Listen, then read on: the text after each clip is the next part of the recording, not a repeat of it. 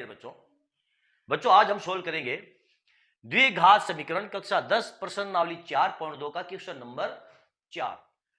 बच्चों द्विघात समीकरण के क्वेश्चन को किस प्रकार सोल्व किया जाता है आज के इस क्वेश्चन में आप वो पूरा का पूरा सीख जाएंगे।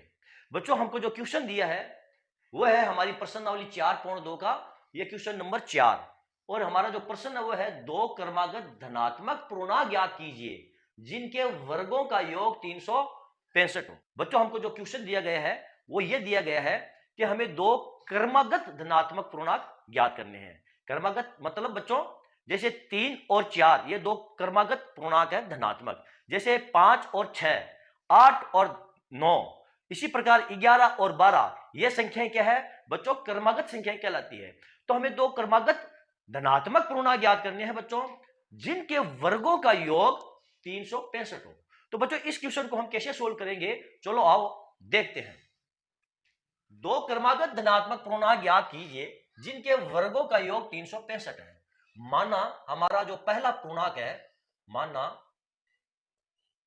पहला धनात्मक पूर्णांक, पहला धनात्मक हमारा जो पूर्णांक है बराबर x और दूसरा धनात्मक पूर्णांक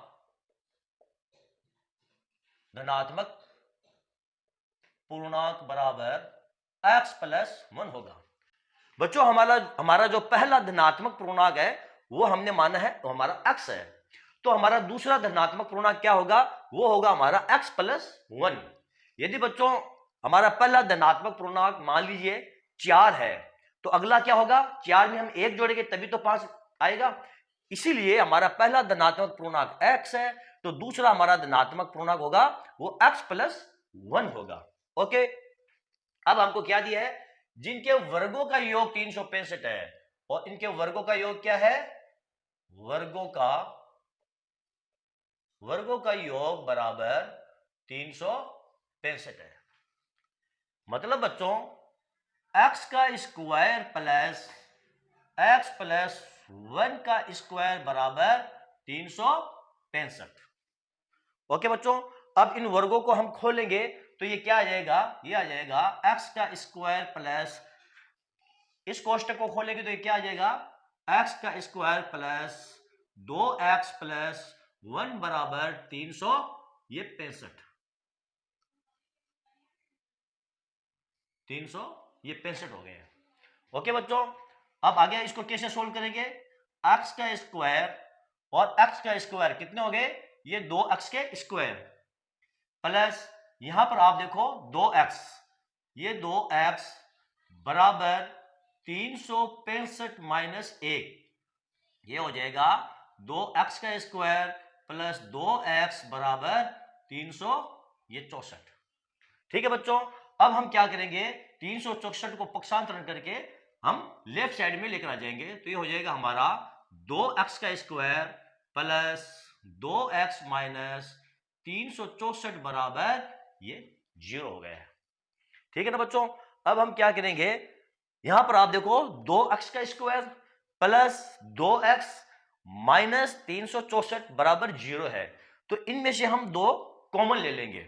यहां पर हमने दो कॉमन ले लिया, पीछे क्या बचा, x का स्क्वायर प्लस x और माइनस 182 बराबर ये 0 बच गया। अब 2 है, इसको हम पक्षांतरण करके इस साइड में हम ला सकते हैं तो ये हमारा हो जाएगा x का स्क्वायर प्लस x माइनस 182 बराबर 0/2। यहां पर क्या आ जाएगा हमारा x का स्क्वायर प्लस x माइनस 182 बराबर 0/2 का मतलब 0 ही होता है बच्चों। अब यहां तक हमने हमारे इस क्वेश्चन को सोल्व कर लिया है। अब यहां से हमारा समीकरण हम कैसे सोल्व करेंगे बच्चों, अब यहां से हमारे समीकरण को सोल्व करने के लिए हम गुणनखंड विधि का प्रयोग करेंगे। गुणनखंड विधि का प्रयोग कैसे करते हैं बच्चों, ये जो बीच वाली संख्या है x, इसके हम इस प्रकार टुकड़े करेंगे बच्चों कि जोड़ बाकी करने पर ये x प्राप्त हो और इनका यदि हम गुणा करें तो 182 और x का स्क्वायर इनका गुणज हमें मिल जाए। तो इसके टुकड़े हम किस प्रकार करेंगे बच्चों, यहां पर आप देखो x का स्क्वायर, यहां पर आप कर लो plus 14x minus 13x minus 182 बराबर 0। अब यहां पर देखो 14x है और माइनस 13x। 14x में से यदि हम माइनस 13x को घटाते हैं तो हमारा ये प्लस का x रह जाएगा, और यदि हम 14 और माइनस 13 को गुणा करते हैं, 14x और माइनस 13x को गुणा करते हैं तो ये माइनस 182x का स्क्वायर आ जाएगा। ओके बच्चों, अब यहां से हम क्या करेंगे, यहां पर आप देखो इसमें से x कॉमन ले लेंगे और इसमें से हम माइनस 13 कॉमन ले लेंगे।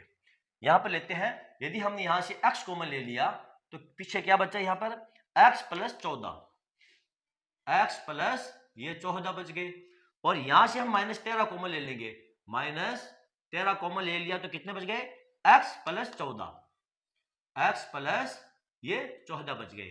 कैसे बच गए बच्चों, यहां पर देखो यदि माइनस 13 और x को गुणा करेंगे तो ये आ जाएगा माइनस 13x, और माइनस 13 और प्लस 14 को गुणा करेंगे तो ये आ जाएगा माइनस 182, बराबर ये हो जाएगा हमारा x प्लस 14 बराबर 0, या फिर हो जाएगा ये x माइनस 13 बराबर 0, या ये हो जाएगा हमारा x बराबर माइनस 14 और x बराबर ये 13। ये तो जो हमारा जो धनात्मक पूर्णांक होगा वो होगा, ये तो जो x पहला धनात्मक पूर्णांक वो होगा ये तो माइनस 14 या फिर होगा 13। तो हमारा जो धनात्मक पूर्णांक है ना कि ऋणात्मक, हमारा पूर्णांक क्या है, हमको दिया है दो धनात्मक पूर्णांक है, तो हमारा जो पहला पूर्णांक है वो धनात्मक ही होगा।